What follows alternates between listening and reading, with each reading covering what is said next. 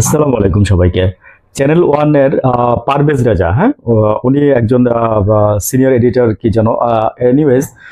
তো উনি গতকালকে একটা সংবাদ ছড়াই দেয় যে এনসিপির চার নেতা আপনার কক্সবাজারে গেছে আপনার অবকাশ যাপনের জন্য। এই তবে ওরা কক্সবাজারে গেছে, কিন্তু কথা হচ্ছে যে আপনি বলছেন যে ওখানে পিটার হাস আপনার ওই হোটেলে আছে। তো আপনি কোত্থেকে শুনছেন ভাই? Parvez Reza, channel one. আমি বলে দিচ্ছি আবার, নট লাইক দ্যাট যে চ্যানেল আই।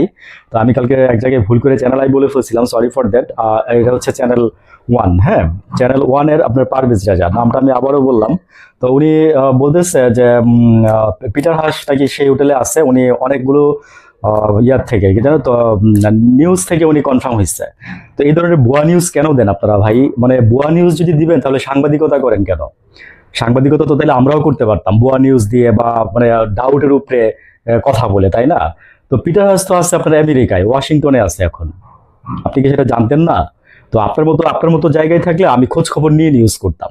আমি আপনার মতো জায়গায় থাকলে আমি জানি না আপনি আপনার আপনার গোয়েন্দা তথ্য কি, আপনার তারপরে আপনার সোর্স কি বলে, আপনার মেধা বুদ্ধি কি বলে। তো আপনি কালকে আবার এটা নিয়ে আবার দ্বিতীয় খণ্ড করছেন, হ্যাঁ। আপনি আবার কালকে ওই যে ইয়াকে হচ্ছে সমন্বয় এনসিপির যিনি প্রেস উইং আছে, কি জানি নাম ওনার।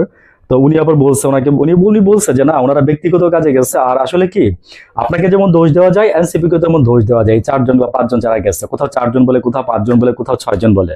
তো আমি বলছিলাম গতকালকে যে আপনারাও কেন 5ই আগস্টে গেলেন? 5ই আগস্টে সকালেই যেতে হবে আপনাদের?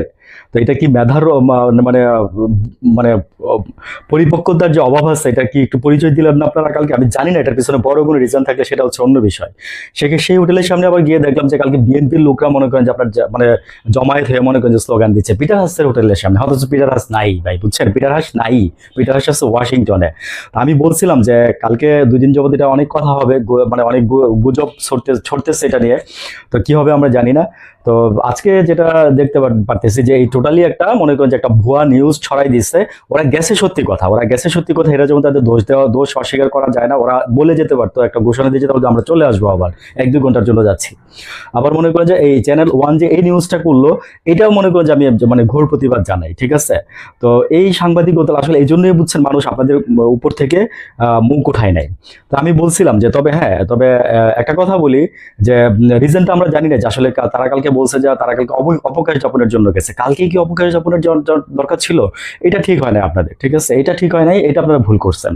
আর এটার পেছনে যদি অন্য কোনো কারণ থেকে থাকে তাহলে সেটা হচ্ছে অন্য কথা।